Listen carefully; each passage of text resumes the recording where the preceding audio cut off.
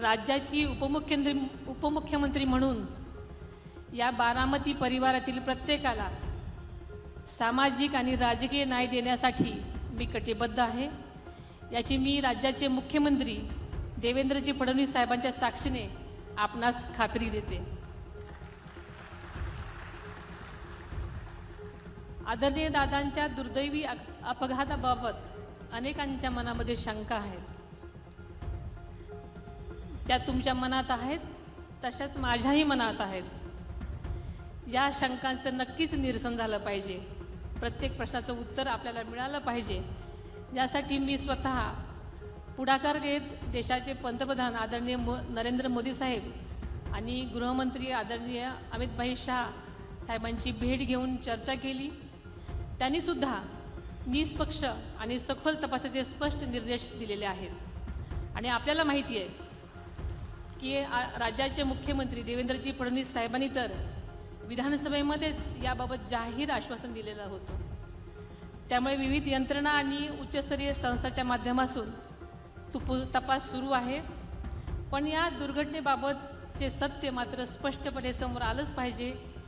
काही चुकीचं आढळल्यास दोषींवर कठोरात कठोर कारवाई व्हावी, हीच तुमच्यासारखीच माझीसुद्धा ठाम भूमिका आहे। कोणत्याही बाबतीत परिस्थितीत आपण याबाबत तडजोड करणार नाही। या कामी केंद्र तसेच राज्य शासनाकडून आपल्याला पूर्ण सहकार्य मिळत आहे। त्यामुळे खरोखरच आपण कोणतीही शंका मनात न आणता काळजी नसावी। आपल्याला माहिती आहे की आदरणीय दादांच्या स्मृती बारामतीच्या कणाकणामध्ये आहेत आणि ह्या स्मृती चिरकाल टिकाव्यात यासाठी आणि त्यांच्या कार्याची प्रेरणादायी ओळख पुढील पिढ्यांपर्यंत कायम राहावी यासाठी आम्ही अजितदादा पवार म्युझियम या भव्य स्मारकाची उभारणा काही दिवसातच करत आहोत। या म्युझियमच्या माध्यमातून दादांच्या आयुष्याचा संपूर्ण जीवनपट जनतेसमोर उलगडला जाईल। त्यांच्या कामाची शैली, शिस्त, व्यक्तिमत्वातील विविध पैलू, एक लोकनेता म्हणून त्यांचा अफाट लोकसंग्रह आणि जनतेशी असलेली नाळ या निमित्तानं सर्वांना पाहायला आणि अनुभवायला मिळणार आहे। त्याच पावलावर पाऊल ठेवत जनतेच्या कामाला सर्वोच्च प्राधान्य देत मी बारामतीकरांसाठी अहोरात्र काम करीन, ही ग्वाही आज या ठिकाणी देते। दादांच्या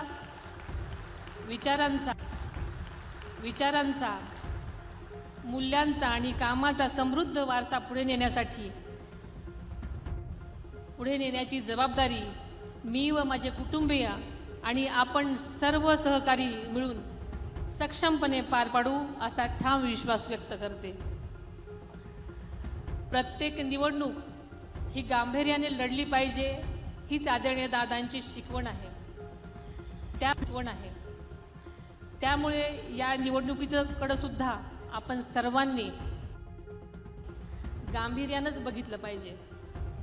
येत्या 23 तारखेला तुम्ही जे मत देणार आहात ते केवळ एक उमेदवार म्हणून मला दिलेलं मत नसेल, तर तुमचे आदरणीय दादांच्या प्रती असणारं प्रेम, नातं, ऋणानुबंध आणि दादांची तुमच्या सर्वांच्या प्रती असणारी आपुलकी व कौटुंबिक नातं दर्शवणारं द्योतक असेल। संपूर्ण देश या निवडणुकीकडे डोळे लावून बसला आहे। बारामतीकरांचे आणि दादांचे नाते किती घट्ट होते हे महाराष्ट्राला आणि संपूर्ण भारताला या मतदानाच्या माध्यमातून दाखवून भरघोस मताच्या इतिहासाचे आपण सर्वजण साक्षीदार होऊयात। प्रत्येक मतदाराला मतदानासाठी प्रवृत्त करणं ही आपली जबाबदारी आहे।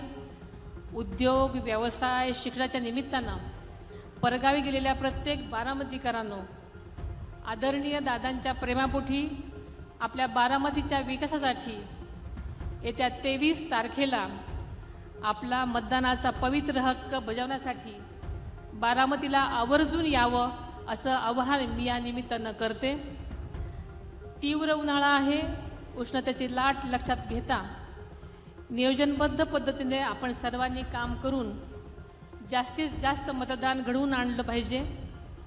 मतदानासाठी येणाऱ्या ज्येष्ठ नागरिकांनी, दिव्यांग बंधू भगिनीची सुद्धा पदाधिकाऱ्यांनी आणि कार्यकर्त्यांनी आत्मीयतेने काळजी घ्यावी अशा मी सूचना करते.